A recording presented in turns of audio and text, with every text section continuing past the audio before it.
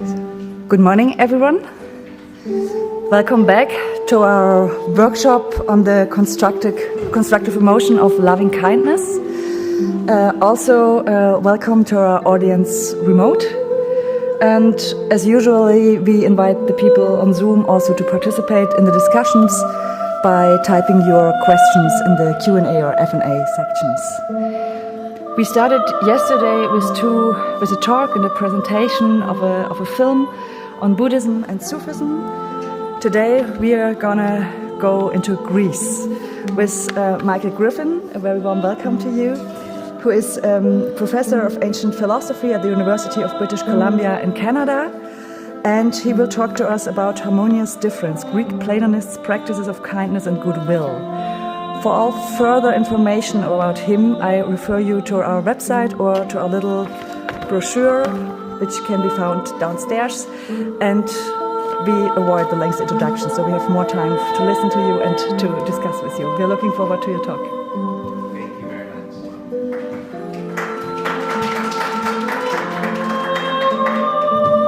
Thank you very much for the beautiful space to participate and to learn together. I enjoyed yesterday's conversation very much.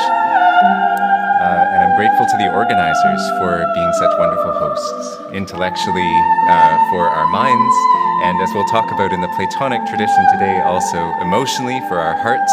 I was very moved by the film last night, and for our bodies, or somata, as well. The dinner was excellent, and so was the coffee. I'd like to begin with a text from the Roman Emperor Marcus Aurelius, writing in the twilight of the 2nd century CE. And you should find this text on your handout for those here in person, and for those who are not in person on Zoom, it will be on screen. And we'll start here on the Danube. To what use, then, am I now putting my soul, or in Greek, psyche, psyche? Ask yourself this question at all times. Examine yourself. What am I holding on to right now inside this part of me called the hegemonikon, the directing or leading consciousness? Marcus is likely encamped near the Danube River. The Marcomannic Wars are raging.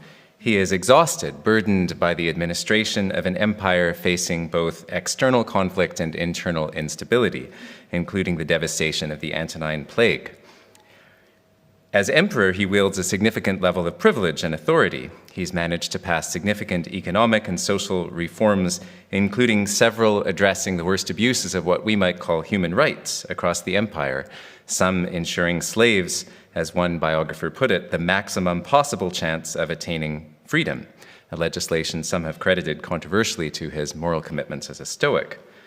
But in these private meditations, in Greek ta eis heoton, or literally things addressed to himself, not meant for publication, Marcus's main concern is not primarily the passage of laws or the stability of the currency, but the disposition of his own attention, the search for a capacity of patience and forgiveness, as he puts it, that would later inspire Nelson Mandela, who entitled his own autobiography after Marcus's. In the vein of Marcus's Stoicism, to what use am I putting my soul is a self-interrogation that invites a kind of cinematic move of pulling focus to see that every experience, every motivation, and every impression is just an impression, in Greek fantasia, and not the thing that impression portrays. To maintain that shifted stance is to view the stream of impressions for what they are, and so to achieve a kind of metacognition, a decentering, a space between thoughts, which allows us, hopefully, to become less reactive, to respond more thoughtfully when we can, and gradually to transform what theorists of education have called our habits of heart, hand, and mind. But to achieve this involves a kind of vigilant, moment-to-moment monitoring of one's inner life, a continuous presence of mind. And Marcus's exercise of achieving this by posing questions to himself daily, morning, and night has been called a spiritual exercise after the great French scholar Pierre Hadot's redeployment of St. Ignatius. As Amber has put it in the spirit of Iris Murdoch and Simone Weil, it can be seen as a kind of virtue of attention. As another example, the entirety of the first book of the Meditations is Marcus's exercise of recording every significant moment of gratitude in his life and to whom he is most grateful. I wanted to begin here in this theater of second century self-interrogation because I thought it might speak to the situation that Amber and Corolla both explained to us yesterday. We may experience profound political exhaustion and a pervasive sense of ethical fragmentation. We may be alienated by the polarization of our public conversation, magnified by concentration of media ownership, oversimplifying algorithms, AI-generated material, and especially the seemingly intractable landscape of social injustice and the steady degradation of our shared ecosystem. We might feel an urgent but often paralyzing injunction to act, to intervene, to repair the community or the polis. In the philosophical traditions that flourished during antiquity around the Mediterranean basin embraced that obligation to act that we also encountered yesterday in Buddhist traditions, and especially in engaged Buddhism and the Bodhisattva ideal. But they also claim that the enterprise of external well-being is dependent upon a kind of prior project of internal observation and transformation. We cannot fully contribute to a fairer constitution in the world, as ancient followers of Plato put it, until we've established a fairer constitution within ourselves. And that requires this kind of unique gesture of pulling focus to let our life of impressions come into sharp relief, a space where all of our reactions and interpretations can in principle be transformed so that we can do our best in action. This is how later Greek philosophers interpreted, much earlier in the 4th century BC, Socrates' injunction to the proud and ultimately doomed politician Alcibiades. In the second text in your handout, T2, which I won't read through in detail, Socrates tells his ambitious young friend that the Delphic oracle's command to know ourselves means we should know our souls. And for that reason, before we enter public life, or at least at the same time, we should try to train ourselves to achieve a kind of self-tempering, or sophrosune, an inner harmony. Shuttling back to later antiquity to the interpretation of those ideas, for philosophers like Marcus in the Stoic tradition, and later Platonists, and even later Christian philosophers in the Philokalia tradition, this involves a kind of watchfulness or wakefulness. It means always residing in the present moment, as you'll also see in text 3 on your handout, where Marcus writes that we can only live in the present, that we cannot live in the past or in the future. But this is also not a call to quietism. It is an insistence that consistently effective action requires a specifically constituted kind of agent. We also notice in Marcus that inward attention bears witness not only to oneself, but to the deeply interconnected and interdependent nature of all thinking beings. And in a different constellation, which is the second part of text 3 on your handout, he underscores what that sort of present moment awareness discloses about human nature. That we were born for cooperation, as we were hearing last night, that there's a kind of innate sense of empathy, as developmental psychologists have stressed now too. We were born like feet, like hands, like eyelids, like the rows of upper and lower teeth. So to work in opposition to one another is against nature. But the analogy of teeth is interesting, recognizing that there's a naturalness in everything doesn't prevent us from opposing what we feel is wrong. And Stoics emphasize that too, that it is just as natural for us to feel fierce anger and defensiveness when we see injustice. But that anger is a wholesome and caring kind of anger, which ultimately leads to kindness. And that's what Marcus is stressing here. Kindness for him, or eunoia, or philia, sometimes homonoia, doesn't mean a sentiment or moral duty imposed from without or from absolute reason, but an expression of the natural connection between all living beings. It's certainly not obvious why this kind of inner observation would require or lead to or be entangled with kindness, which is our subject here.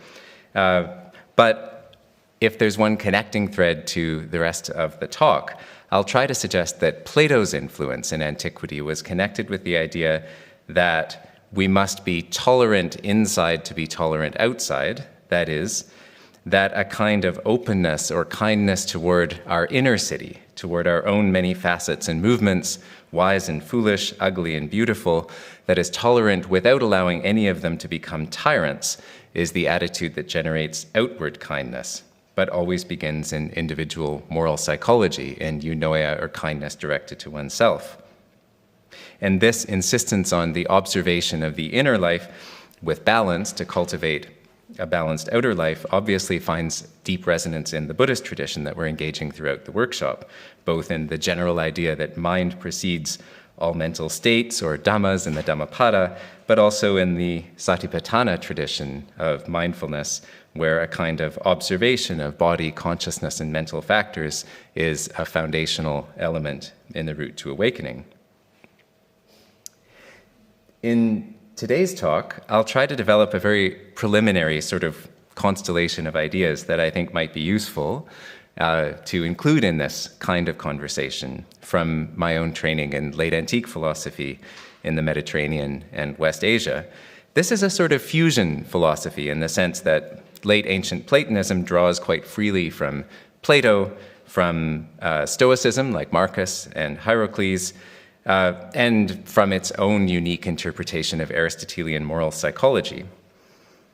In the next part, I'll try to organize the ideas according to a kind of medical metaphor. So in part 2, I'll try to offer a diagnosis, how the Platonists think about Plato's fevered inner and outer city, where the fever is pleonexia, or always wanting more, living like the citizens of parts of the world who would need many planets to sustain them.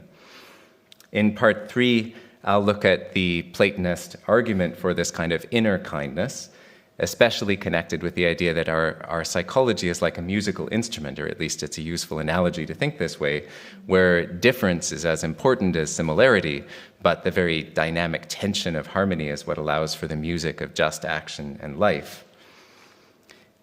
I'll argue for a kind of peculiar interpretation of that idea, which begins from emotion and presents Plato a bit controversially on the basis of how ancient Greek lyres were actually tuned in practice, as starting from what very loosely and a bit anachronistically we might call our emotional centers, or thumos, to tune the lyre to ourselves, our own unique emotional life. But in part 4, I'll talk about the more general intersubjective and interpersonal paradigms of playing that uniquely tuned instrument in an ensemble with one another. In part 5, I'll draw on some vivid imagery, mainly from Stoicism, that picks up Shantideva's analogy of a limb, a being with many organs which are related to each other organically. And I'll try to close with some ideas about how that might work in practice, and then invite your suggestions about how these ideas could be usefully integrated into our larger conversation. So, moving to part 2. In the second book of the Republic, Socrates faces a deep and vital challenge to his claim that justice is an intrinsic good, not merely an instrumental one, good for something else. Imagine person A, who is inwardly very just, virtuous, kind, but has a reputation for the opposite and suffers the worst social consequences. Now imagine person B, who is inwardly unjust and a little bit constructively, beyond Plato, we could say unkind, but has a reputation for the opposite and is celebrated in their society. Who, say Plato's brothers in the dialogue, Glaucon and Adeimantus, would ever choose to be person A, inwardly just with the reputation for the opposite? So surely it's the reputation and the social benefits of justice that really matter, not the thing itself. And the rest of the Republic as a dialogue is presented by Plato as Socrates' answer to that question. But before he can answer it, he says that he needs an analogy or an illustration, so he'll begin with the larger structure of an ideal community intersubjectively on the outside, and then try to transfer its lessons about justice, and indeed kindness, if we can translate eunoia, philia, homonoia, agreement along these lines, inside to the city of an individual soul, based on the premise that the two have some controversial but important structural analogy. And as his first illustration, Socrates advances what you have on text 4, the true city, as he calls it, alithine polis, which ensures that all human needs are met. In this city, justice amounts to an ideal of natural, balanced needs and motivations where every citizen serves the good of the whole and everyone plays some special part according to their own capacities, an inspiration that Martha Nussbaum has drawn some value from, as we mentioned last night as well. In text 4, Socrates describes it like this: the people of this community will produce bread, wine, clothes, and shoes. They'll work naked and barefoot in the summer. They'll put honest cakes and loaves on reeds or clean leaves and recline in beds strewn with yew and myrtle, feast with their children, drink their wine, crowned with wreaths, hymn the gods, enjoy their sexual life, but bear no more children than their resources allow, lest they fall into either poverty or war, roast myrtle or acorns before the fire, drinking moderately, and so live in peace and good health. And when they die at a ripe old age, bequeath a similar life to their children. It doesn't sound all bad. But Glaucon, the politically ambitious aristocratic statesman who is also Plato's brother, replies, "It seems like you're making people feast without delicacies as if you were founding a city for pigs." And Socrates goes on, "I see. We're not just trying to find the origin of a community or a polis, but a luxurious one. Now, the true city, in my opinion, is the one we've described, the healthy one. But let's study a city with a fever, if that's what you want." And the next pages go on to describe what will happen to the outer city, remember it will later be an inner city, in order to satisfy Glaucon's demands, which I haven't specified, but there's about a dozen of them. He needs very good couches and a lot of other stuff, not from IKEA. So in order to live that way, you're going to need all this stuff. If you need meat, there'll be meat-producing animals which won't be sustainable entirely on the scale you want in your environment. Then you'll need more doctors because people will get sick and you'll have to seize your neighbor's land and they won't be happy about it. So you need military, and the next step will be war and colonialism and imperialism and all the rest, I think. So what happened? What is the fever? It is injustice, according to Socrates later, understood psychologically, and this is a central diagnostic moment. The problem is pleonexia, the desire to have more, the insatiable appetite that cannot rest content with sufficiency. This kind of analysis of tyrannical appetite can certainly be usefully compared to the Buddhist tradition, the structural parallel of tanha, or the thirst that motivates suffering and discontent in the second noble truth, and also manifests socially in structures of exploitation and violence, which Socrates analyzes here as a kind of mechanical necessity to satisfy an insatiable demand. And it may be appealing to compare the citizens of the fevered city to the hungry ghosts of Buddhist cosmology. In fact, later Platonists will develop a kind of cosmology that could be treated in parallel. So, going on quickly to Book 4 of the Republic, eventually the use of developing the imaginary fevered city is to think about what the therapy would be, because the therapy will lead Socrates to the nature of justice. And justice turns out, quite controversially because it's not obvious how it connects to our ordinary notion of justice, to be really an internal sort of thing, a psychological structure or the organization of a complex. This is one of my favorite passages in the Republic, where Socrates comes to the conclusion, several books later, that justice is not, after all, the principle of people doing their unique individual best for the whole on the outside, but it's concerned with what's inside of us, with what's truly ourselves and our own. And he goes on, the just person doesn't allow any part of herself to do the work of another, or allow the various kinds of motivation within her to meddle with each other, but she regulates what is really her own and governs herself. But the real power of the passage is in the metaphor of music, or of a musical instrument. She puts herself in order, Socrates goes on, as her own friend, and harmonizes or attunes the three parts of herself, which are logos, often translated as reasoning, but it can also mean a whole lot of other things. Thumos, which is, again, only anachronistically translated as emotion, also has a lot to do with pride and social identity and anger.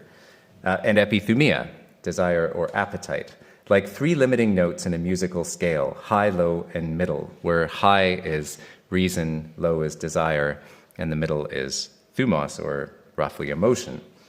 She binds together those parts and any others there may be in between, and only then she becomes entirely one, moderate, and harmonious before she takes any kind of action. She considers that action to be just and beautiful that preserves this inner harmony. So in our souls, we imagine that we have one stream of motivations that correspond to our life of reason, our cognition, our thoughts, our values. Logos can even be translated in late antiquity as conscience. And another that corresponds to a great deal of our activity of social self-construction and the complex emotional patterns that come with it. And then a third that has to do with our desires and appetites. I think it's significant, although this is also a bit of an idiosyncratic interpretation, that in practice, a Greek lyre in the 4th century would be tuned starting from the middle string. Famously, Plato will go on to argue that logos has a unique role because it can serve as the principle of attunement for the whole lyre, not just for one string. But thumos shouldn't be ignored because, again, in the practical process, it's tuned to the vocal range of the individual singer, or whoever is going to be, setting the tone for an ensemble. And only after that are reason and desire tuned around it to strike the same note one octave apart. If the strings are tuned too tight or taut, then they break and there's no music. And if they're tuned too loose, then there's also no music. Tightness leads to too much anger, hatred, and pride, and looseness leads to a life that's pulled in many directions as if by the collar, by one appetite after another, or worse, by a single addictive and overwhelmingly tyrannical appetite.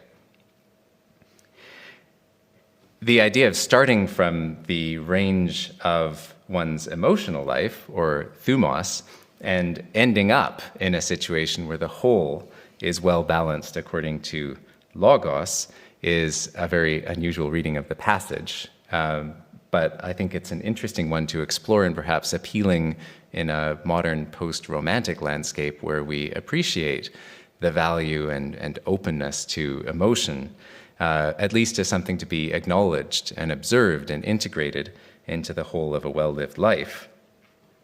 This unique capacity of the individual is a little like the vocal range of the singer, to which that middle string can be tuned, and the two an octave apart on either side. It's a little like your most deeply held values and your deepest needs. So in any case, the goal would be to achieve an interpersonally entrained music, as if in a chamber ensemble without a conductor, beginning from an individualized tuning to make your voice heard without tyranny. The underlying tripartite psychology we could say much more about, and some people in the room will know more about it than I do, but what matters most for the late commentators that I work on is that it is a balance or a harmony that includes all the citizens of our inner city without letting any of them be tyrannical or destructive to another, a little like John Stuart Mill's negative liberty. And in practice, this is not a particularly austere ethic, at least as I read Republic 8 later. In fact, it allows Glaucon to have some relishes with his bread, to enjoy some of the delights aesthetically of life, a view that later Platonists will also hold even when they find more value in asceticism, as long as the relishes are beneficial to the well-being of the whole. All through this kind of psychological inner tension, reason, emotion, and desire are allowed to remain in tension, to be a plurality, to pull and push against one another. We don't become homogeneous, but difference is preserved. And this rests on an earlier Greek conception of tension as morally productive. The image of the soul as a musical instrument is pervasive through earlier Pythagorean and Platonic traditions. And it also applies, as we'll see a little bit later, in Greek cosmology. The cosmos means order and beauty, structured by harmonia, or attunement. And this is what many early Greek proto-scientists saw when they looked to the stars, a kind of diversity of mathematical movement that is not entirely rational or entirely non-rational, but holds both the limit and the unlimited together. Heraclitus, one of Plato's predecessors who influenced his thought, in a famous passage describes this kind of tension as an attunement that stretches back on itself, palintropos harmoniae, like a bow or a lyre. So in any case, what this, I think, lovely and appealing but hard to unpack metaphor of inner harmony has to do with outward justice is a famous problem in Platonic scholarship, sometimes called the Sachs problem after the scholar who put it particularly trenchantly. The most explicit explanation that Plato has to offer is a counterfactual case. Imagine if you were completely governed by conflicting appetites that were out of all balance, one day, one another. I really want some more sleep today, but I really want that extra cup of coffee. One way and the other, and it's hard to balance them. Or worse again, a single tyrannical appetite, which corresponds to the tyrant on the outside, who is so governed by a single need or desire on the inside that it not only takes over their life, but if they are so unfortunate as to have outward power, leads them to do the same to their community. So in any case, if you imagine these kinds of counterfactuals, maybe it's easier to see as plausible the idea that inner harmony and balance is an important key to outward justice. So just in the same way that appetites shouldn't be tyrants for us, so too our anger and our pride have a place and a voice, but shouldn't become tyrannical. And perhaps we might add to the tradition in Plato himself, as some later thinkers did, that reason too should not become tyrannical, which is a danger for me as a scholar who reads about things more than I try to do them. In any case, for Plato, if our inner tuning is overly taut, we risk being violent, hateful, and unable to sustainably, as we heard about last night, through a whole life, practice what we have to practice. And if it's too loose, we're overcome by our appetites and find ourselves unable to act with any consistency. And that's why in that lovely passage before, any unified action, any beautiful action, rests on inner harmony. I won't dwell on this, but I think the use of the analogy of the musical instrument has interesting parallels in Buddhism as well, in the Pali Canon, for example, where monks who practice with too much intensity or too little intensity are in trouble, or nuns, but monastics and lay people alike who practice with balance, like a well-tuned and balanced musical instrument that doesn't go too far in one direction or another, are more likely to succeed. I won't dwell on that here. It's Anguttara Nikaya 655 if we would like to talk about it in the discussion. I'd like to focus now on a different but related problem, just adding to the complexity but also the beauty, I think, of the image of our inner life as a tuned musical instrument full of difference and fruitful relationship. If we are trying to tune around our individual vocal range, so to speak, and acknowledge these different feelings without becoming entirely relativistic or unable to value any more interpersonal or intersubjective standards, it seems as if we need some kind of canon or paradigm to look to for inspiration. And this also leads us, I think, to some of the models of kindness in the tradition that I'm trying to talk through here. In Book 9 of the Republic, carrying on with that as our sort of root text for the talk, Socrates introduces a verb that he's come back to often throughout the dialogue, which is apoblepein. Apoblepein is, it sounds sort of funny, doesn't it? Like, I don't know why in English it sounds to me like something I'd order at Starbucks or put on olives, but as a verb, apo means away, and blepein is look. So to apoblepein is to look away, but it comes to mean something like to gaze intently with a witnessing appreciation, something I can't get into here, but I would like to compare to Murdoch's just and loving gaze to another person as well. This passage I will read more of because I think it's essential to the reading I'd like to develop after some of the later Platonist commentators. Somebody who is really going to be not only just, but somehow wholesome in communal life, Socrates is suggesting, will look closely not to the constitution or politeia on the outside, picking up that language from Book 4, but the constitution within, tein en auto politeia, the sort of politeias behind our word politics and polity, the kind of self-organization, the legislature on the inside, and guard against disturbing anything in that. So every action that we take, Socrates goes on to say, involves this kind of apoblepening to the ideal constitution that has inner harmony, and we check, will this action keep me in balance or throw me out of balance, which may seem like a solipsistic moral standard, but we can talk about that in the discussion as well. But that's sort of behind Glaucon's concern when he says, well, if somebody's always looking to whether an action's going to disrupt internal harmony, they probably won't, they'll be pretty quietistic. They won't do much in public life, ta politica. And Socrates replies, yes, by the dog. He swears by the Egyptian deity Anubis, so there's a nice connection to last night's film, Egypt. He certainly will, at least in his own polis. And where's that? I love Tad Brennan's translation here, en gete heotu pole, in the polis of himself. Perhaps there's an archetype, a paradigma of it laid up in heaven. They've been talking about the starry sky and how inspiring it is for anybody who wants to look there, apoblepon, and in doing so, to settle oneself there as a citizen. But it makes no difference whether it is or ever will be in some place on earth, for you take part in the practical affairs of that city and no other.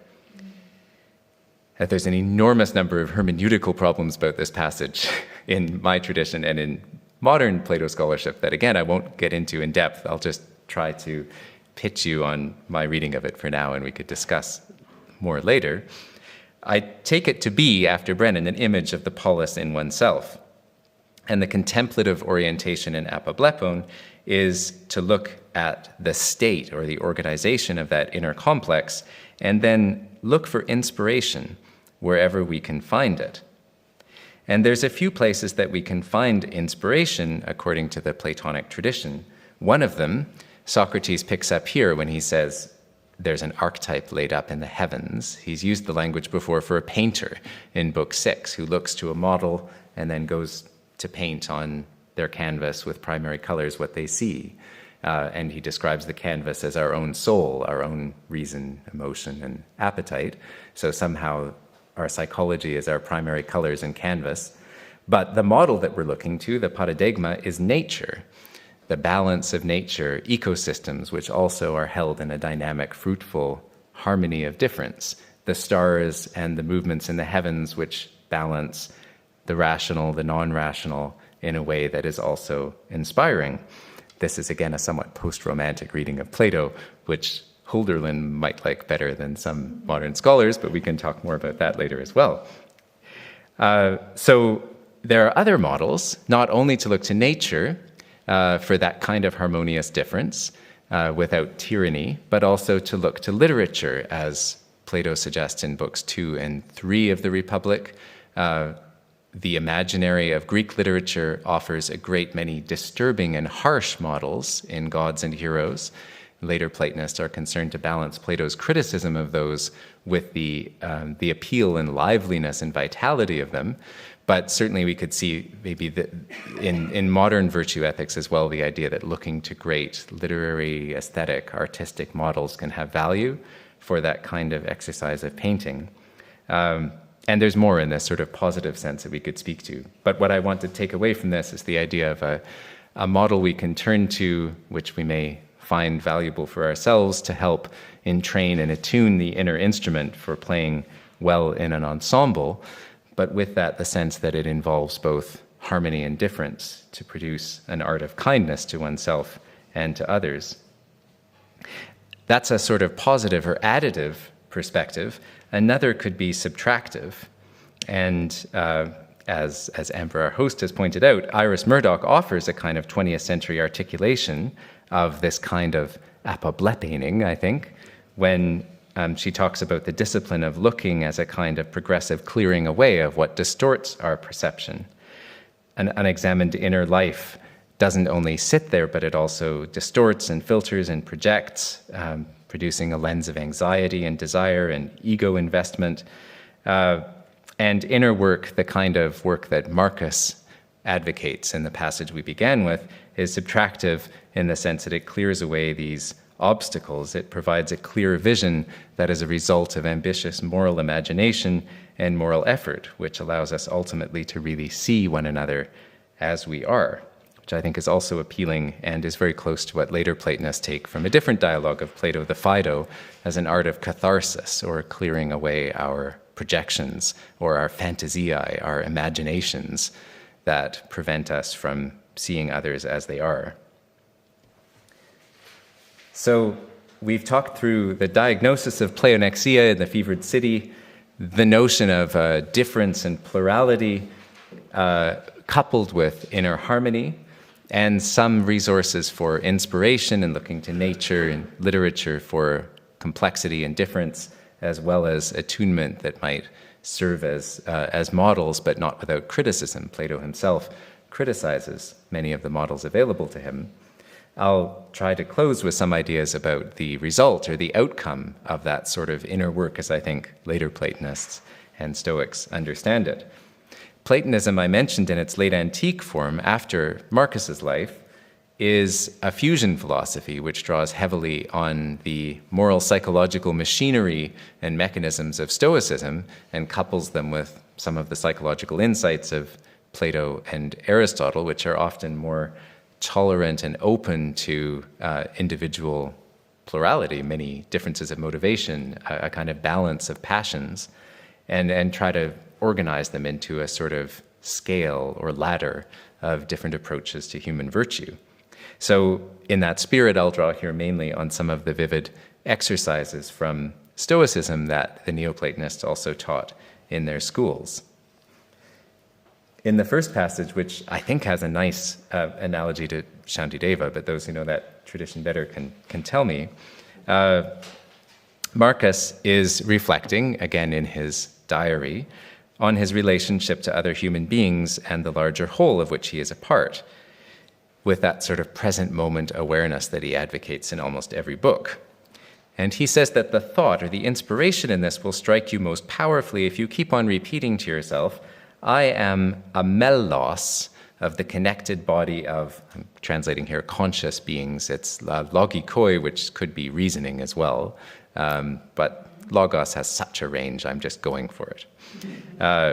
If you change one letter from lambda to rho, and you call yourself just a part rather than a limb, then you don't really yet love your fellow human beings from your heart. Again, a kind of exercise or advocacy for kindness, though a very hard one to exercise when, as in a meta practice, we think of someone who's difficult, either collectively or individually. The passage, of course, turns cleverly on a single letter in Greek. Meros means part, a component, a fragment, something mechanically separable from the cogs and gears of an ancient computer like the Antikythera mechanism. Melos, on the other hand, means limb, but it also means song or melody or strain. You can see the root of it in the English word melody. Marcus is identifying that sort of pull focus, a cognitive shift or pivot in perspective. When we think of ourselves as a meros, we experience ourselves as atoms in isolation, fundamentally separate, and our kindness, if it exists at all, might be strategic or dutiful. But when we recognize ourselves as a melos, as limbs of a larger body, as melodies in an orchestra or a movement, the harm that we do to another is harm we do to ourselves and the whole performance. The flourishing of the other is our flourishing, and kindness is not sacrifice, but the natural expression of recognizing our self-identity and participation in a shared life. For Marcus, this is not metaphor, but literal Stoic ontology. The Stoics believed that the entire cosmos is a single living organism animated by the divine logos. Every rational being or thinking being is a cell in that body and a note in that song. So as Marcus says in Book 2, to act against another rational being is to act against nature itself. But this Stoic ontology is rooted in Plato's Timaeus, which in fact develops the image of the pentelethon zoon.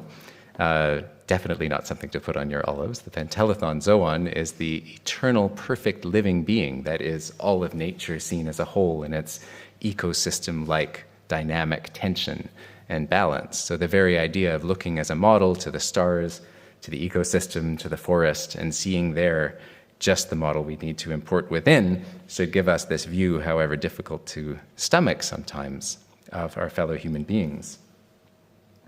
Another exercise from the Stoics that is important in later Platonism is the famous exercise of many circles. This is from the Stoic Hierocles, roughly contemporary with Marcus.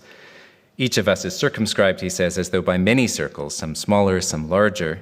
The first and closest is our own mind, nous, almost like awareness. And around that is our body, which we experience sometimes pre-theoretically as at a little bit more of a distance. And then whatever we need for the body, and then our family, siblings, spouse, children, and then more distant family, and he goes on with a great deal of detail. There's an image that I'll show you in a moment. But the furthest and largest circle, which encompasses all the others, is the entire species of human beings. And once these have been thought through, you can draw the circles together, episynagein in Greek, as though toward the center, and with an effort, keep transferring items from the containing circles into the contained until ultimately everyone is brought to the center, valued just as much as your very own consciousness or your own mind. So Stoics are keen often to say that they like to offer us that paradigma, the archetype or the ideal of the sage, or the person who is able to do all these things perfectly. But they also say pantes mainontai, which is from Chrysippus and literally means everyone is a stark raving lunatic, in the sense that none of us can. Nonetheless, we should keep trying. So it would be a good balance, says Hierocles, to metrion, if we could, through our own initiative, at least cut down the distance a little, to mekos, in the skesis, the relationality we hold to each of those circles. Of course, this bears a striking resemblance, I think, to both metta and upeksha practice in the immeasurables in Buddhism. There's an interesting contrast, perhaps, too. Hierocles advocates for contracting inward, and at least my brief and somewhat ignorant understanding of metta practice radiates outward.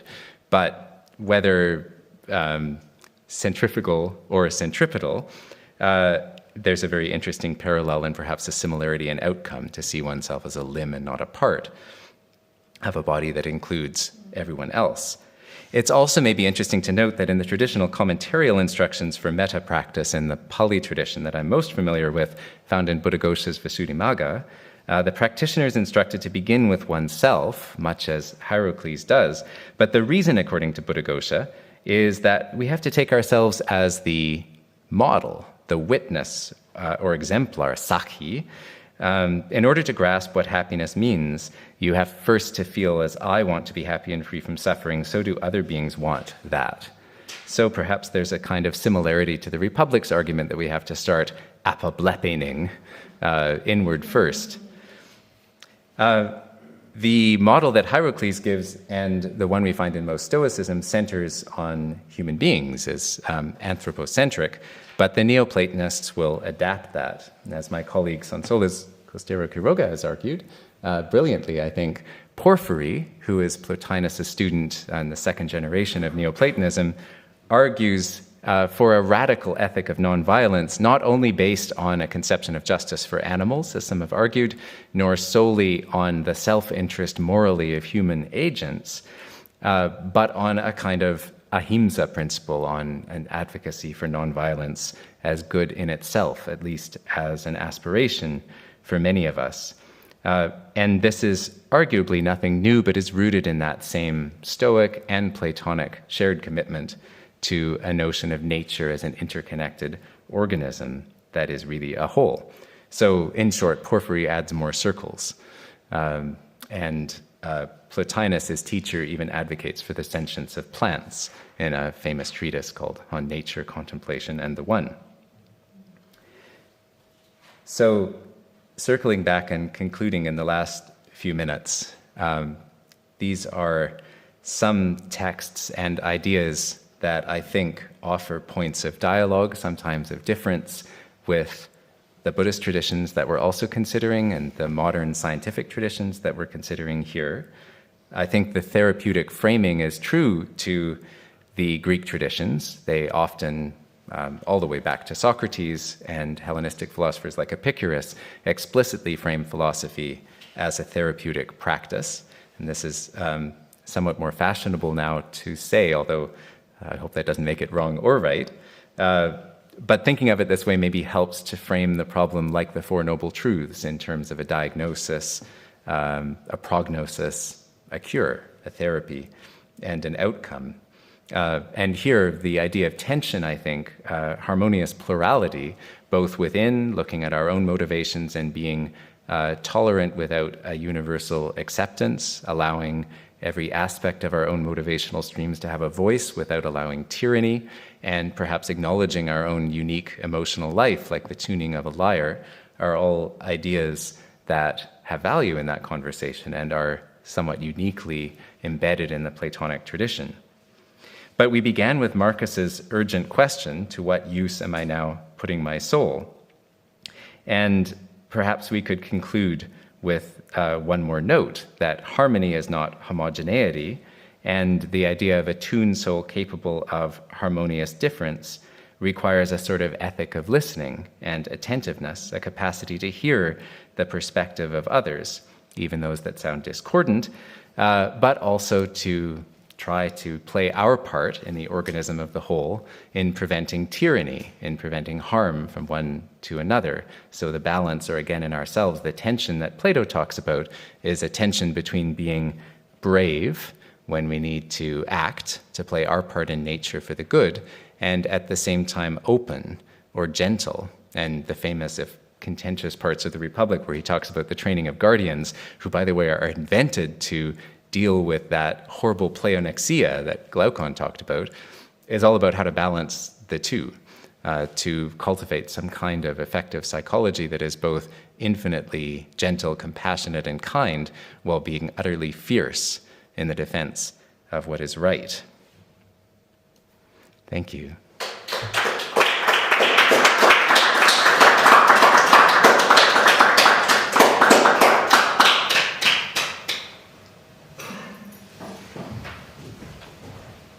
Should I stay up here or come back? Maybe Come back sit here. Very good. Yeah. Oh, well. Okay, first of all, thank you for your very enlightening talk. And I think Laura is first, then Curie, then Carola, then Dominic. Thank you. Thank you very much, Michael. I really love it. Thank so you. Inspiring. Thank you very much. Thank really, you so much. Really. That's wonderful, Laura. Yes, Thank you. yes. And I saw so many connections between our talks. So maybe tonight we will talk more. So I Wonderful. won't say this, but Okay. yes, there is a lot. I'm excited. Yes. So my question is about, harmony. In general, I really like that you translated temperance as self-tempering. So, sophrosine in this active stance of an Yes. exercise. Yes. Yeah, and so I wanted to ask you more about this exercise, because when I think about tuning the lyre, I immediately think about Heraclitus, Yes. and the Eryximachus discourse in the Symposium, and also, that there is this debate in ancient time, if this harmony is like with thinking also in a medical sense, so should we treat using the law of opposites Yes. or tensions, or Yes. more like the law of sameness? Brilliant. And when I think about kindness and also homonoia, I'm Yes. tempted to think that is more like in relation to sameness. But today you were stressing a lot that we need to understand this harmony in terms of difference, and also you say that finding this balance of having also the tension. So I wanted to hear a bit more about how you understand the difference and how difference is different from opposite or the law of opposites. Yes. And how do you put yourself in between opposite and sameness and kindness, precisely because I also think kindness as kin, you know, Yes. being the same and homonoia and so on. Wonderful. Yeah. Thank you. That's a wonderful set of questions, and I don't think I can entirely do justice to them, but thank you. I'll start with the medical analogy. That's very helpful. So yes, I think you've put your finger on the inspiration that Plato draws from for the image, which is bodily health in 5th century Athenian medicine. Greek doctors are dietitians, in effect, as you know, in that period, whether in a Hippocratic tradition or otherwise. So trying to find a balance between humors in our bodily constitution, as Eryximachus talks about in the Symposium, if it could be achieved, is what brings about physical well-being, and Plato is just extending that metaphor into psychology. Probably not the first to do that, because Heraclitus, as you point out, also has gestures in that direction. The difference between a homeopathic, literally, approach and allopathic approach to the therapy of imbalance is also embedded in the Hippocratic medical tradition. And the Greek commentators that I work on mostly from late antiquity pick that up. So Olympiodorus, for example, who's perhaps the last non-Christian to teach in Alexandria in the 6th century, compares his legacy of ancient traditions of philosophy on that question, which are more allopathic, treating opposite by opposite psychologically, and which are more homeopathic, treating by the same.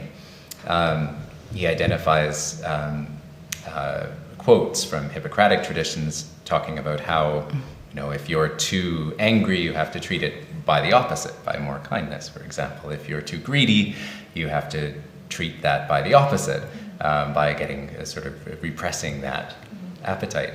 But he says that's not the Platonic tradition as he understands it. He thinks the Platonic tradition operates homeopathically, and he combines this with a sort of notion of skillful means, to draw the word from the Buddhist tradition. So first, what is that homeopathy? He says, well, Socrates, when he finds somebody receptive, finds out what their driving motivation and value is. Alcibiades is ambitious. He meets other people who are just intemperate in their desire for pleasure. Others who are too angry, sort of like Buddhaghosa's categorization of humoral types. But he doesn't say your ambition is wrong, Alcibiades, but he says if you really want to be ambitious, you should aspire to this kind of self-transformation, because you can become the best person in the world through kindness, grace, generosity, and human goodness. Somebody who's very angry, he could say, you're right, let's find out what you're really angry about and let's elevate it to find out like what could be a deep, wholesome, actually divine anger that you can work with fruitfully and constructively. For somebody who seeks pleasure, he advocates, Olympiodorus argues, for a much higher and nobler kind of pleasure. And if you experience it, as he argues in Republic 8 and 9, you will find other pleasures that have the capacity to harm others through instability, unsustainability, to be much less pleasant. So anyway, according to Olympiodorus, Platonism operates in this homeopathic way. But in practice, he says that has to be combined with Socrates' talent as a paradigma, as a model, for seeing the different needs of individuals in that moment. So he points out that in some dialogues, Socrates is very fierce when he's dealing with a talented sophist who is advocating for an ethic of utter self-interest. Might makes right. The strong do what they can, the weak suffer what they must. He's not homeopathic at all, but he fights to the teeth and knocks them down. But when he's talking to somebody who's in despair, sometimes the person in despair is one of those sophists he just knocked down, who felt like my entire way of life has just been blown to smithereens. Then he is much more homeopathic. So he organizes that there's heuristic and different kind of strategies he uses. So that's just gesturing. It's a wonderful question. I think, yes, the medical metaphor is pervasive. Plato adapts it to psychology. Later Platonists would say that Plato draws on these different traditions, representing Socrates as a model for us, skillfully allowing for both an allopathic and homeopathic approach. But for people who are receptive, what is characteristic of Platonism is its homeopathy. So I'd love to talk more about that. Thank you. Curious.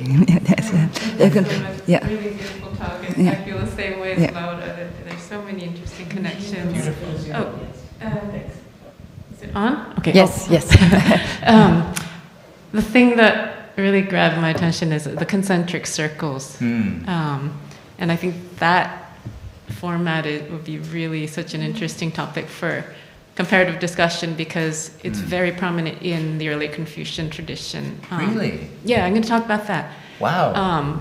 And it starts with cultivating knowledge, right? Or having knowledge of the world, and then cultivating your heart and yourself and your family, and it extends to the universe. But, so they had this thought, but they couldn't do it. The early Confucians, because they're so attached to their particular relationships with particular people, they kind of got stuck at the level of the local community, right? And so it seems, I can understand that, right? Yes. We all care about people that we know, we're already close to. So I really appreciate just the imaginative and emotional reach that it requires to even think that it's kind of the seamless, extending outward all the way to the universe. And so I guess it did take a kind of Stoic, self-transcendent imagination to... So the question is, were there any indications of attention that maybe it wasn't this sort of seamless expanding outwards? And I guess sort of related question, if there were other texts that resisted that move and said, no, it stops with your family. It stops with... Excellent. Yeah. Thank you.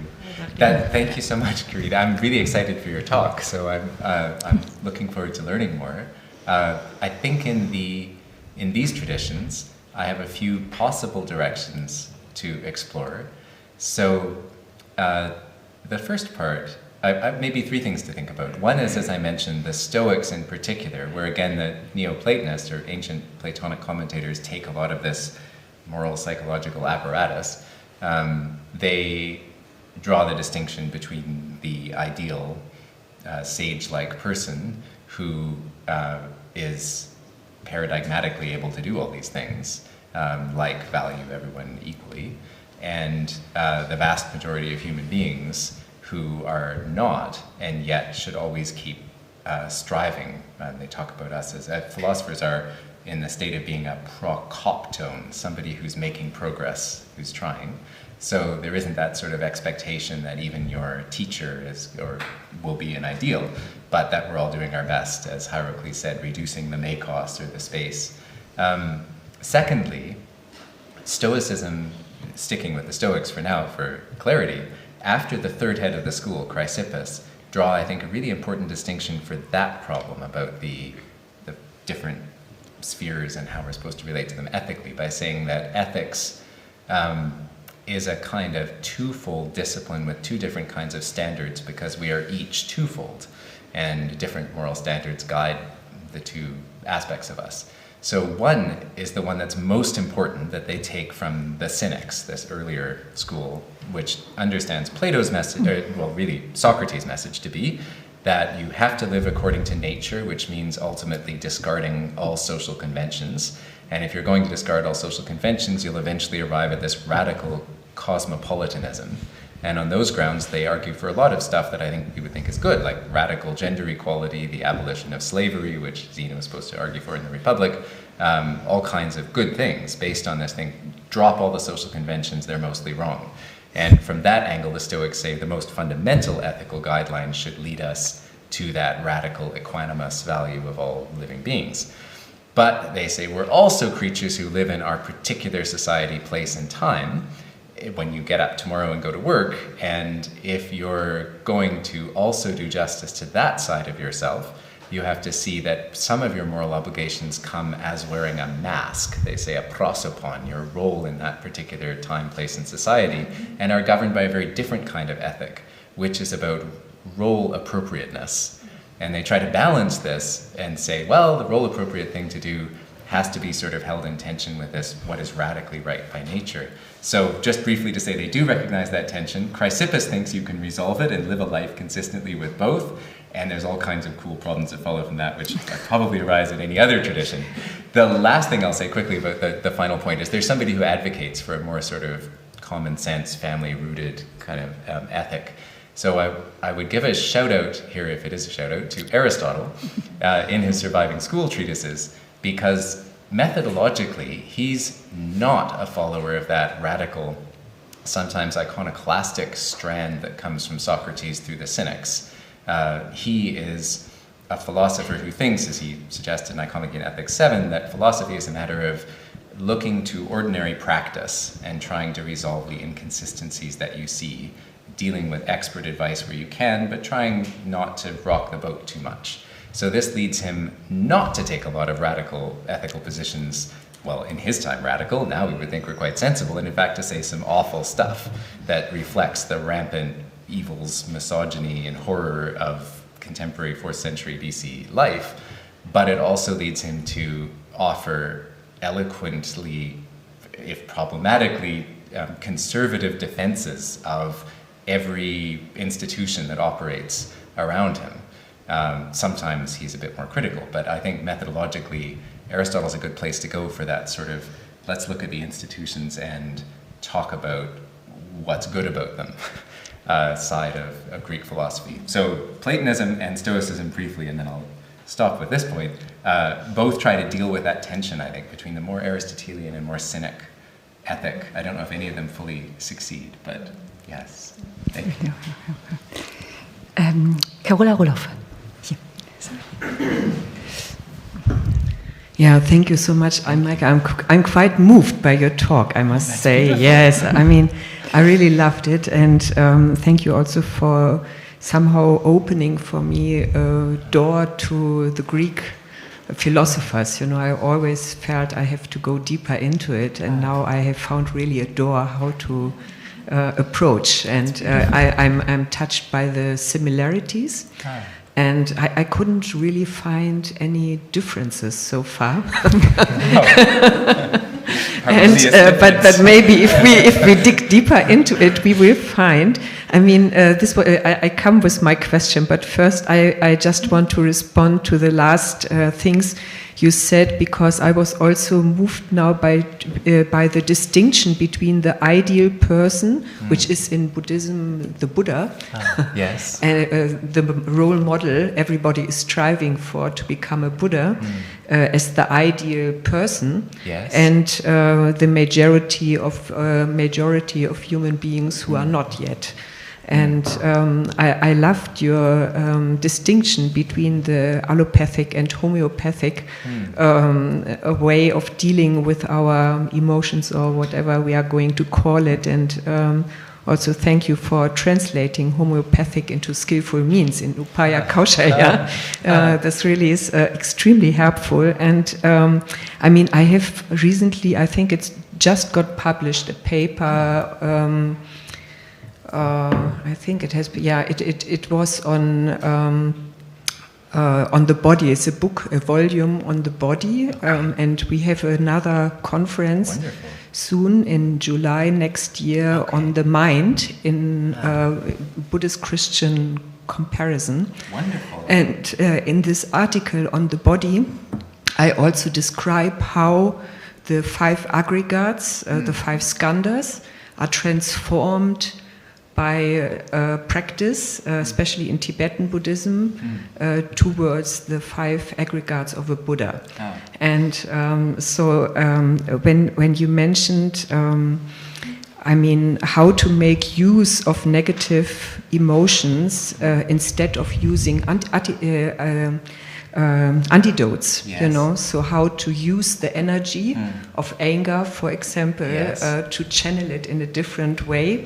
So I think this may be also useful to go deeper into it, to include Tantric Buddhism in when we have the exchange with modern psychology. Wonderful. Today. So this is just came up during the last things you said, but my question is more simple. because in the interfaith dialogue, I'm very much confronted with the Abrahamic religions and their notion of soul. And as you know, in Buddhism, we have the Anatman. And I was just, because in your first sentence, I mean, you had this Oracle's command that we should know ourselves, means that we should know our souls. Can you say a bit more about the understanding of the soul? Yes. Yeah? That's a wonderful question. Thank you. Yes. Thank you, by the way, for the first part as well of the comment. I would love to talk more about that. And I was chuckling a little bit and catching Amber's eye when you were talking about how everything looks so similar, because I remember from our Zoom conversations that I always make things out to look similar. And sometimes it takes Amber to say, wait a minute. Because I'm such an ancient Neoplatonist. They're always like that too, like, they're sort of saying the same thing, really, if you just look apoplecting at it enough. So anyway, I acknowledge my own humoral type in that sense. So yes, soul. The Greek word, of course, is a familiar English one. It is psyche, psyche.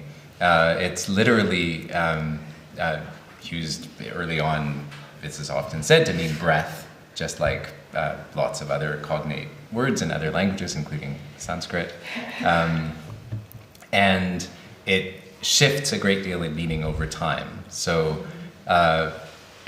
in its earliest use, there's at least a case. It means something like that principle which is present in a living animate being and is absent in an inanimate being, which is why we use the word animate and inanimate, because the Romans translated psyche with anima, which also means breath or wind, and then an animal is something that has anima in it, and something inanimate does not. So there's this root sense of what is the principle of life. In the later sort of psychological traditions that I'm talking about here, there's a much richer and intensely theorized conception of the constitution of a psyche that goes beyond those three motivational streams of reason and thumos and desire or appetite, which are just three of many more faculties. It includes, as the sort of principle of life, everything that contributes to our nature, growth, a lot of our embodied life. It includes our aesthetic or perceptual capacities, our memory, a whole run of cognitive faculties in addition to emotion and desire, and it's supposed to include some more, you could almost say, subtle capacities for the Neoplatonists, like nous, which is something I would argue like a very bare awareness, because it's associated with the Greek verb sunaesthesis, which is often used. It's not conceptual discursive thought, but it's just sort of that theater of consciousness in virtue of which we're aware of anything by this late phase. And then there's even another faculty that's supposed to be inclusive of everything, and this is the one of the soul that is its kind of unifying principle. So I think in dialogue with the Buddhist conception of Anatman, as I understand it, there's actually a great deal of agreement, with the Buddhist tradition, because even Plato says in the Symposium that often our mental states are more fluctuating and impermanent than our physical states. And so it's not a mind-body comparison, and a lot of soul and body, soul, psyche and body, are always in flux. But he always makes room for something that is stable and consistent beyond that. And it's probably there where the Neoplatonists come down on this more sort of non-Buddhist side and say there is some owner of all of our mental, perceptual, and embodied life, in virtue of which Proclus says we sort of say I to that whole stream of phenomena. But it's very subtle and it's hard to understand. So I guess that's closer to other non-Buddhist traditions. So it seems to me like the Platonists from late antiquity will go in lockstep with a Buddhist critique, step by step of embodied experience, perceptual experience, are most of the 5 skandhas, most ordinary sort of discursive forms of knowing, all the way up to a point. And then the Buddhist will keep deconstructing, and the Platonist will stop and say, I'm happy here. but I'd love to talk more about that. So yes, that's lots of it. Super. Thank you. We have 5 more questions and 10 more minutes. So to do everyone justice, I'm asking for a bit shorter questions and shorter answers. Yes. Yes, sorry. I'm not being a good So to do everyone Socratic. justice, yeah. So Dominic. No, or maybe we just collect. Next one is Dominic and me. Maybe we just collect them, and yeah, it's just 2 questions I think together. Okay, 2 at a time. Yeah. Okay. I have 2, I but don't. they're short. Hello. Please. Thank you. So just a little, it's sort of a side note, but it's by way of a question. The root stimmen in the German words einstimmen and zustimmen suggests that a kind of attunement is at work in the process of agreement and consent between people. And I was wondering if the metaphor of attunement can be found in any Greek words for mutual understanding or mutual agreement. That was the first question. The second thing is, early in your talk, you mentioned a Greek word that you said could be loosely translated as kindness. What was that word? What does it literally mean? And how does it relate to the inner harmony concept that you discussed in your talk? Thank you. Great etymological questions. Thank you. So I will try to. Okay. Wait. Oh, We're sorry. Right, I collecting. forgot. I'm so No. excited. Okay. Me. I have a microphone. Sorry. Give it to me. Sorry.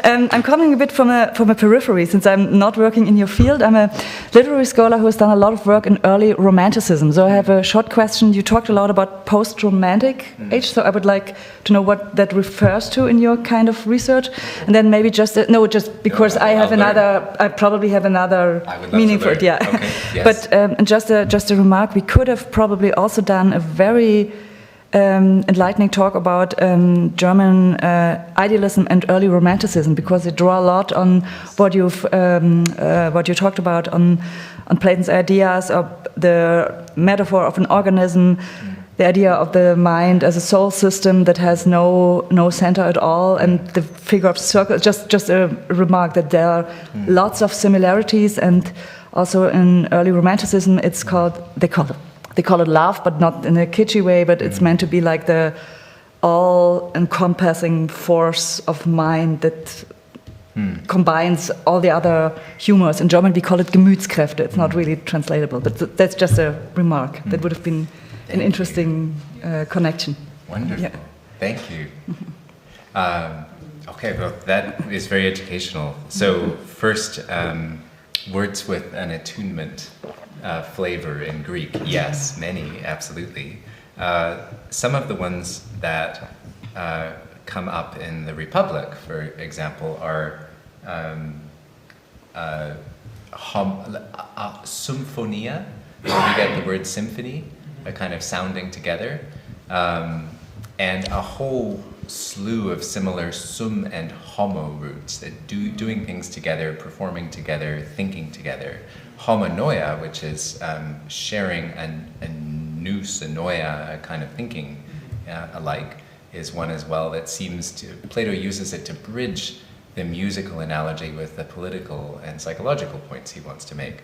So there's a whole lot of those that, and harmonia, I guess, is the keynote one, so to speak, that is a harmony as an attunement, attention, but yes, so there's lots of them, and we could try to pin down each of their semantic fields a bit more. With kindness, I had in mind 3, but none of them I think are quite right. So one is eunoia, which is literally the eu mean at EU, like in eudaimonia, which we translate as flourishing or well-being, just well or in good condition. Noia is again thinking. And it's usually a noun or verb that has something to do with a directedness to another. So if I have eunoia toward you, I am thinking good thoughts toward you. I want the good for you. Another one is philia, famously a Greek word translated love, but different from eros as passionate desire, and storge as affection, and so on. And Aristotle defines true philia in the Ethics as wanting the good for the other for their own sake. So it's very close to eunoia.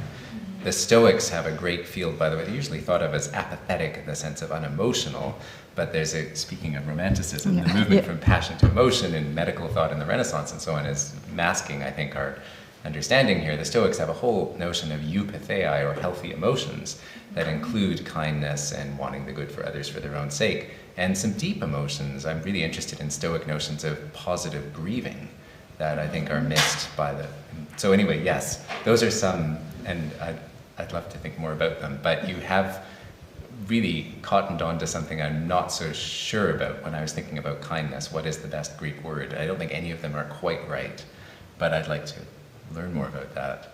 And on the romantics, so I do not know enough about romanticism to give a good answer, and I would love to learn with you about this, because I have, so to me, the kind of romantics, Plato, Schiller's Plato, Hölderlin's Plato, and more, like this whole sort of Goethe's Plato. You get, in my mind, a reaction against the Enlightenment rationalist Platonism, which itself departs from the earlier sort of Renaissance Ficino Platonism. And in this reaction, which has an explicit relationship with Neoplatonism, because Hegel and Schelling are reading Proclus and so on, I think they take up two factors that seem really important to me. One, the value for individuality as such, as irreducibly valuable and dignified. And second, a value for a sort of unbounded emotional life and passion that may exceed the limits of reason. And they read these into the Platonic tradition. Whether that reading into is legitimate is a great question, and I think it is, at least in the late antique Platonist tradition, that I think I share with some of those readers and I'm sympathetic to. It is not, in my mind, really the most modern scholars' Plato, but a lot of how you read Plato, in my mind again, comes from which dialogues you take as your keynote starting point and where hermeneutically you wrap around them. So just briefly, I think the Romantics Plato can be beautifully constructed out of attentiveness to what they read and how they read it, like anybody. When I say post-romantic, I guess I mean having that value for irreducible individuality, like Murdoch's Platonism, for example, and having this value for the emotional life as such. And that probably is not a very good way of understanding it, but that's what I was thinking about. Yeah. Thank you. Thank you. Okay, next two questions are, you're Alex Shotwell, right? Yeah, Alex Shotwell and then Christian Zur. And this may be a question for the whole day, so I wonder if you have anything to say about the theory of change that's implied in this idea that we start to work on ourselves, and either that's necessary to do before we do political work, or the work on ourselves produces the political work. So what's the theory of transformation there? Or another way to ask this question, I think, is there a tension between the concentric circle model and the limb or ecosystem model? I think there is a tension between those. Could you say a bit more, just briefly, about where you see the tension between those two models? I think it's roughly about whether we center the self. Okay. So if we have the view that working on the self produces the political work, I think if that's our theory of change, it's recursively and iteratively returning to the self as a site of looking, and that the limb and ecosystem does not have a concentric center. It's a distributed situation that I think has a different ethical and political imperative, maybe. Thank you. Wait. Oh, sorry. Christian Zur.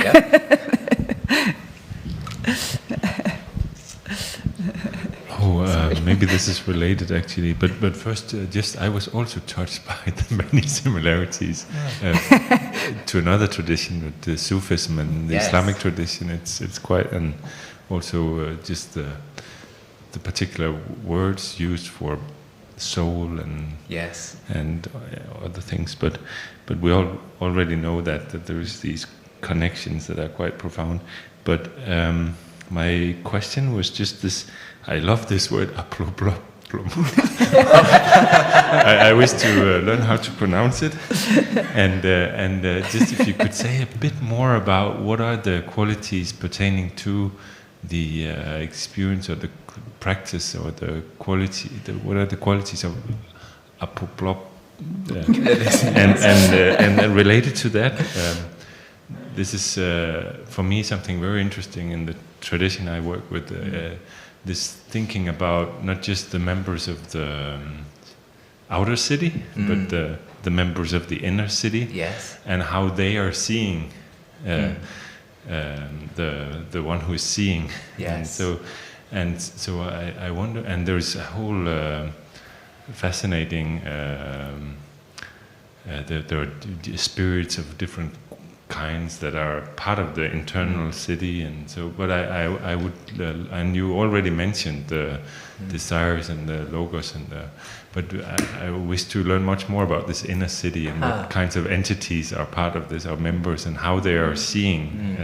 If there's Beautiful. Thank you. Okay, no, wonderful questions, and I'm learning a lot from the questions. Thank you, both cross-traditionally and conceptually and ethically.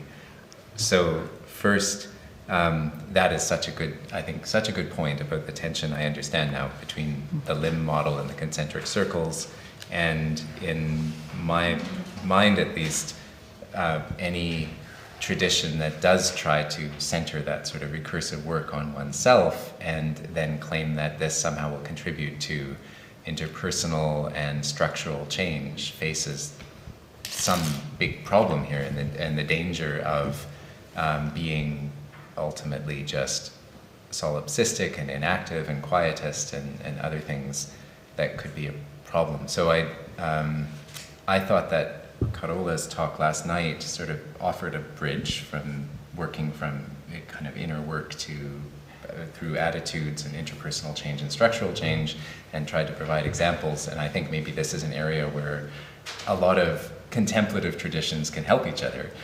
The Platonist answer, as I understand it, however useful it may be, I would offer in two parts. So one is taken from Republic 6, that's sort of the root text, I guess, where Plato offers this image of looking to paradigms like a painter to a model and then trying to paint in our own habits. I kind of like this habits of heart, hand, and mind from education theory because it picks up those three motivational streams of the soul. And there's a nice feature to how Socrates puts this inner work there. He doesn't talk about inner and outer, but he describes our kind of transformative activity more like an inactive, constant process that draws in like a whirlpool whatever's going on around it. So the way they read it, at least, he's saying that if you've got no capacity to do anything beyond 3 people around you and yourself, then that activity will draw that surrounding network into that transformative work. If it's just you, there's this passage in the Stoics, like sometimes nobody would talk to Socrates because he kept interrupting them when they were buying cucumbers and saying, but what about injustice in our city? It's like the annoying protester getting in the way of the buses or something. Then they'd say, so he just had to sit and keep a journal and talk to himself. All he could do with his whirlpool was his own psyche. But sometimes they think you push for it, you try for it, you get into situations where your whirlpool draws in a lot. And then your activity is no different. It's structurally isomorphic. Your virtue, your harmony is the same, but now it suddenly draws in 1,000 people and structural change is possible. But what you're doing is always the same. As Socrates says, I'm the same person in public and private. So that's one direction, however appealing or unappealing. You're always doing the same thing structurally, but the medium is as big as you're allowed to make it. The second thing I wanted to bring up about the tension between the models gets into some richer Neoplatonic metaphysics. So in addition to being a bit romantic, the Neoplatonists are super metaphysical and very tolerant of a very mystical, contemplative sort of vision of life. And in this picture, they think that all of us, all sort of sentient beings, we could say, are constituted by a sort of unique viewpoint on what they think of as the Platonic forms, or like the patterns of all reality, which is this beautiful landscape of all possible patterns of truth. But what makes you different from me, ultimately, is that we each occupy a completely unique and utterly subjective, irreducibly individual outlook on that world.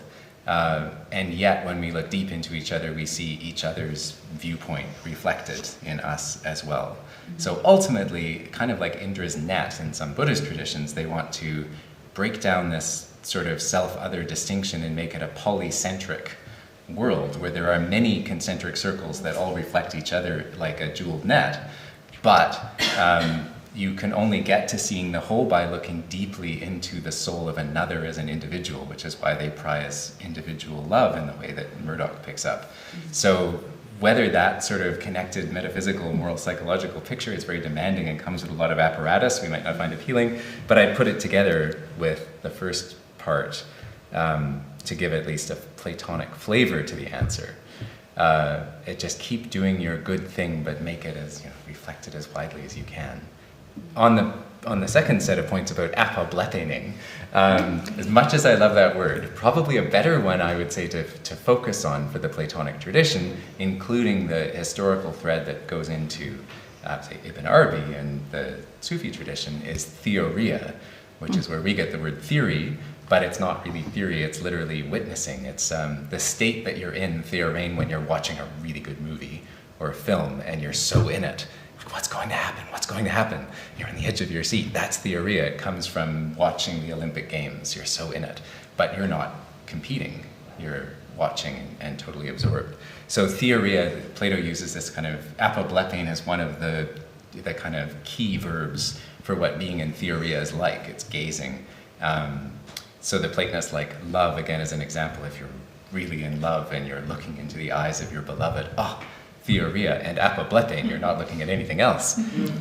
So that kind of contemplative life, I think, is a nice maybe focus point for the dialogue with Sufism, as I understand it. And also it connects with the Christian tradition where theoria is important, and the series of ethical steps for the Platonists between self-emptying, which is catharsis, emptying of the ego and of all the features of that unique viewpoint on the jeweled net that are selfish or problematic. It still leaves you with a uniqueness, but a bare, empty, transparent uniqueness to see others from and to keep your own individuality. Once you're through that catharsis and you get to theoria, then you can see the whole in its harmonious difference.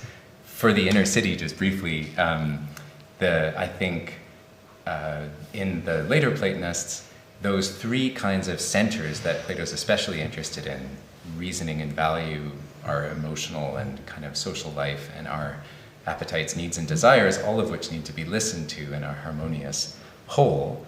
It's not just like 3 people in us, but there's 1,000 people in us, but these are the kind of groups or flavors or characters that they come in. So if you are engaged in Marcus's monitoring and noticing what thoughts or noemata come up, then one way, if it's sort of like a vipassana-like practice where you're trying to label things as they come up, you'll notice some of the things that come up, that's very thumotic. I'm kind of constructing myself with an indignant response to something, or if something else comes up, here's something I really want.